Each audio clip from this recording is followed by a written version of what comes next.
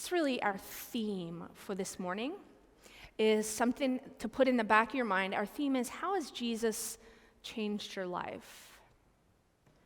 I clearly remember mine. From the outside, I looked like I had it all going on. I had achieved my life's goal up until this moment. I was the drum major at college, at Temple. And, because yes. I was applying to grad schools, had very good grades, and knew where I was going, and it looked like I had it all. And yet, that was one of the loneliest and most personal struggle years of my entire life. Lived in a third-floor brownstone in Philly, and that back room felt like a trench. And I know, without a doubt, that Jesus kept me alive that year. Jesus, I know in those deepest and darkest days that Jesus literally saved my life. And so now, when I struggle, or, I don't like my life, or, you just had a bad day at work, I remember Jesus literally saved my life. And that gets me through. Maybe that's you this morning. Here, but feeling utterly alone. Or maybe you're struggling, or you know someone struggling with a relationship that's failing, or finances that are overwhelming. You're running you're now an Uber to teenagers, and you're so busy, and you've got no time, and you're struggling. Here's why I'm passionate about Jesus, because I know he saved my life. And I know he has the power to do that for each and every one of us, because Jesus came for everyone. Jesus came for everyone without a doubt. This morning, our scripture, it's about a guy who looks like from the outside he has it all. And then he meets Jesus.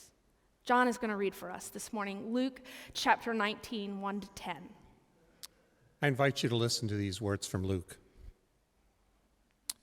Jesus entered Jericho and made his way through the town.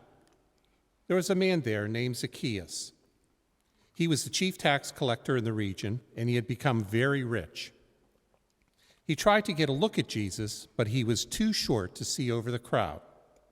So he ran ahead and climbed a sycamore fig tree beside the road, for Jesus was going to pass that way. When Jesus came by, he looked up at Zacchaeus, and he called him by name. Zacchaeus, Zacchaeus. He said, "Come down, quick, come down. I must be a guest at your home today." Zacchaeus quickly climbed down and took Jesus to his house in great excitement and joy. But the people were displeased. "He has gone to be the guest of a notorious sinner," they grumbled. Meanwhile, Zacchaeus stood before the Lord and said, "I will give half my wealth to the poor. Lord, and if I have cheated people on their taxes, I will give them back 4 times as much." Jesus responded, "Salvation has come to this house today, for this man has shown himself to be a true son of Abraham. For the Son of Man came to seek and save those who are lost." This is the word of God for the people of God. Thanks be to God. So what I normally do when I start out, we take a passage and we kind of work our way through. But the last sentence really tells us who Jesus is and his purpose in this life. And he says, "For the Son of Man came to seek and to save those who are lost." He cares about each and every one of us. He gives us, as we get ready for Easter, we're celebrating his greatest gift, his life given for us. For the Son of Man came to seek and to save those who are lost. Even when we feel alone, we are not. When our lives feel like they're crumbling, when we just crawl into bed and can't get out, when we get that diagnosis that seems like a weight upon our shoulders, we are not alone. This is for everyone. We've got something to offer to the world. A core value here at Aldersgate Church is we say we are reaching. We reach and we say because all people are welcome and all means all. Jesus invites everyone into his kingdom. And so he came to seek and to save the lost. Now, you're here this morning. You got up, you got dressed out of your flannel PJs, and you came. It's okay if you wear your flannel PJs, though, too. You can be like my husband. So you're here. You already know something about Jesus. So how has Jesus changed your life? How has Jesus changed your life? Now, this is the next teaching note, and you notice there's a line, but there's no word that's going to pop up because it's individual for you. How has Jesus changed my life? He saved me when I was lost. He pulled me out of that depression. He saved me from what I would have done, and he saved my life. And on the hard days, in remembering that, I get passion to go. How has Jesus changed your life? He saved your life. Thank you.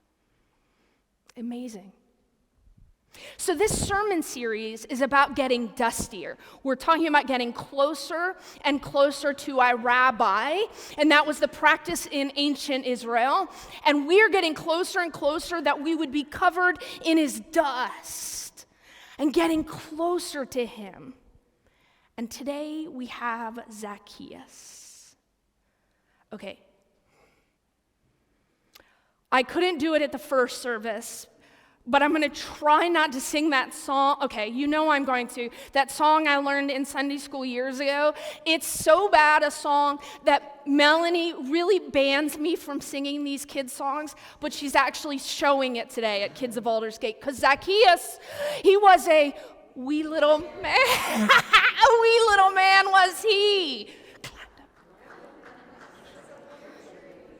Yeah, see, you know it. Zacchaeus was a wee little man, but on the outside, Zacchaeus looked like he had it all. He was the chief tax collector in a major trading city called Jericho.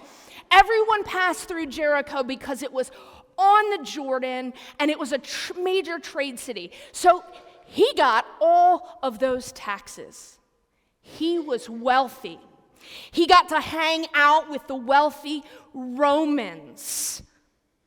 He had the big house on the hill with the brand new Tesla SUV master truck.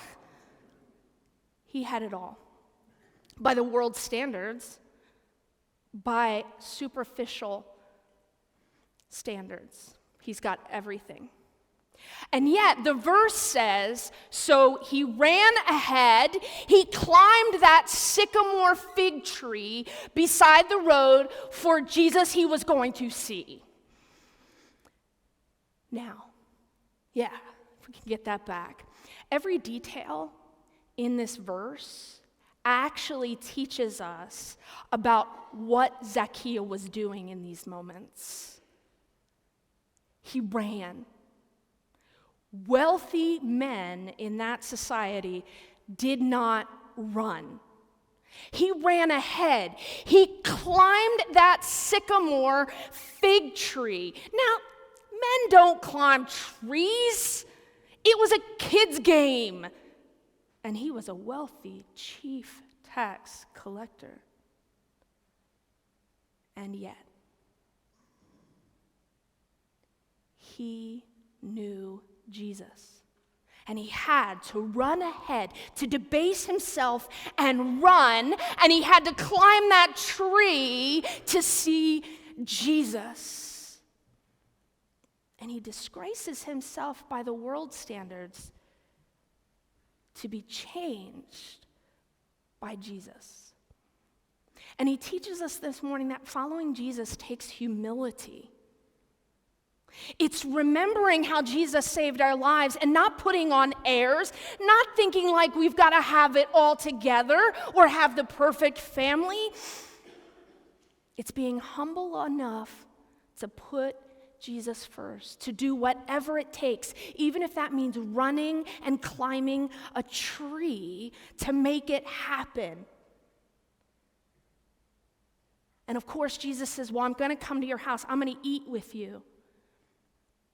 And then Zacchaeus becomes a different person. He's not prompted by Jesus to do this. He's changed by Jesus, and he says, I will give half my wealth to the poor, Lord. And if I've cheated people and on their taxes, I'll give them back 4 times as much. He's changed because of his encounter with Jesus. And following Jesus means life change. It means living differently each and every day. He's a tax collector. Now, what that meant was he hung out with the Romans because he fed off his own people, the Jews, and they would have nothing to do with him. And he's cheated them as a tax collector, or who likes the tax man, right? And yet, he is so changed, he gives everything up. He gives up his wealth. I'll give half my wealth to the poor to make a difference. I will give back 4 times to those who've cheated. And that means he's given up his status as well, because the only reason he can hang out with the Romans is because he's rich. And he's giving that away because he's encountered and has been changed by the life of Jesus Christ. He's getting dusty, getting closer and closer to his rabbi, and that means he's sacrificed. It takes that work to get closer to Jesus. So what would it look like for you to live differently this week? Maybe you're ready and you're going to step up to the tithe, the biblical standard of giving. Maybe you're just called to give an extra $5. I used to do, you pull out the 5 out of your wallet and instead pull out the 20, but nobody carries cash anymore.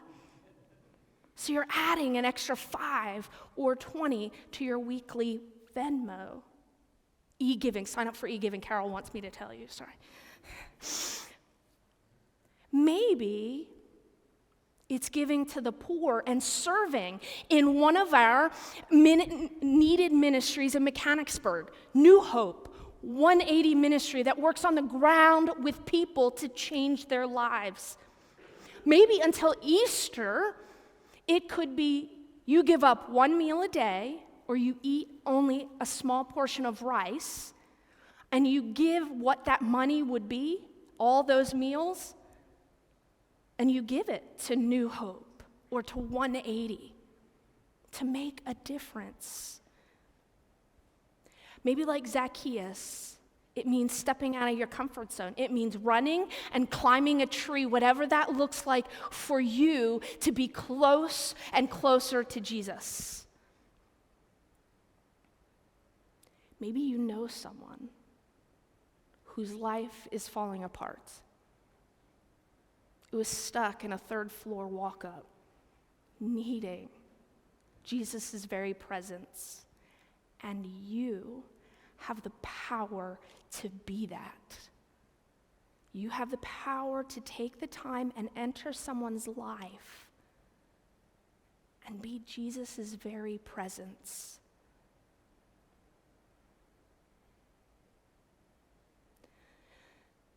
Jesus says to Zacchaeus, I'm coming to your house today. And Jesus goes, and guess what? No one liked it. They talked about him. He's going to the house of a notorious sinner? What? Yeah. They didn't like who Jesus hung out with. Who's like that in your life that needs your presence? For the Son of Man came to seek and to save those who are lost. As we get closer in the dust, last week we talked about what are our idols, what things get in the way of us getting closer. And we talked about how to give those up or refocusing to put Jesus first. And today then, our next step in the faith is to stop dabbling, to put our whole feet in and be changed by Jesus.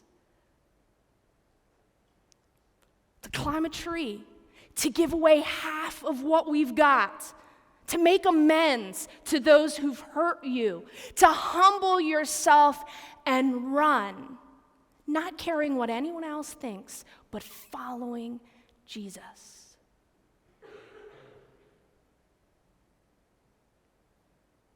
I start where I began. It comes down to first, how has Jesus changed your life? And now, how will you take that to someone else?